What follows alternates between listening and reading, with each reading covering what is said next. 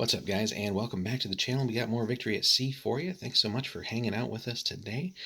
Before we get into the video details, hit that like and subscribe, guys. Be sure to drop us some comments. We appreciate all of those. And if you do want to support the channel a little bit more on top of that, head over into the video description. There's a link there to Warlord. Anything you pick up from there will also help support us a little bit, so be sure to check that out. Appreciate everybody who's been doing that. All right, let's jump in here. So we're looking at Convoy this time. Very similar deployment to the ambush scenario that we previously looked at in our first video. And really, honestly, exact deployment, but we'll see that there's obviously some different rules here. So players are free to decide on a points value for the battle. We're looking at fleets here. The defending player gains a number of civilian ships equal to the points value of their fleet. The attacker may only choose subs here. So again, realistically, you're going to have something that represents civilian ships, whether it's the actual merchant ships that they've released so far, or if you again, are lucky enough to run a 3D printer or something and come up with your own things, or just some sort of viable token or cardboard cutout or something like that. So pre-battle, on a 5 or 6, again, a coastline may be placed down one of the long edges. The fleets are deployed anywhere in their own respective zones. Aircraft here, so the defending player may start with one ship-based aircraft, either a flight or using the aircraft trait in the air at the start of the battle. So you get a little bit of air cover there to help spawn some of these subs, but not that much at the outset. Conditions here on a 4, 5, or 6 takes place at night, whereas the ambush scenario was only on a 5 or 6. So basically a 50-50 chance of this taking place at night, and if it does, again, the submarine player gets several built-in advantages, and hopefully you as the defender have some form of advanced radar and other things that you can use to hopefully track them down a little bit better.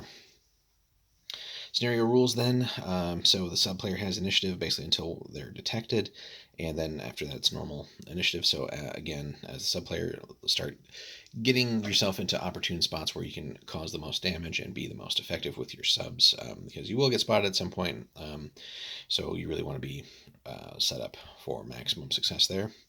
And again, game length until one fleet is sunk or has withdrawn. And then victory in this one, actually, is so victory points are used. However, they are only scored for ships from the civilian shipping fleet list. So the attacking player earns victory points for destroying or crippling them, while the defending player earns victory points for exiting them from the opposite short table edge. So they have a ways to go. And they will get full points worth of any civilian ship that exits from the opposite short edge, unless it's crippled, in which case they will still receive half value there.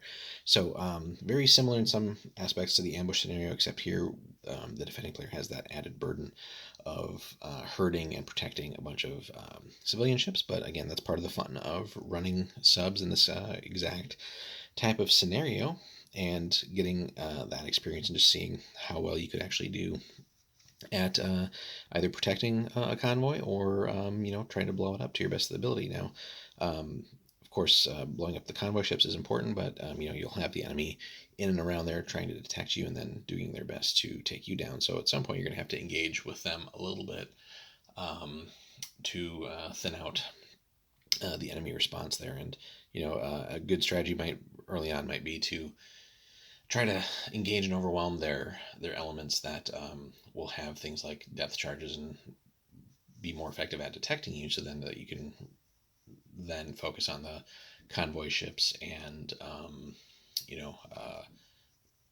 engage those relatively freely. So you might, depending on what the defender chooses as their deployment style here, you might have like a couple of different waves of submarines so that you can let some get through and then have sort of a final line before they get close to the board edge, so that you can hopefully get them a little bit separated from their escorts and then just start popping them left and right.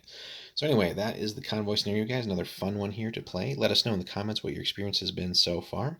Be really interesting to hear from you guys. Again, don't forget to like and subscribe and drop us some comments. We'll see you guys in the next one. Thanks so much for hanging out.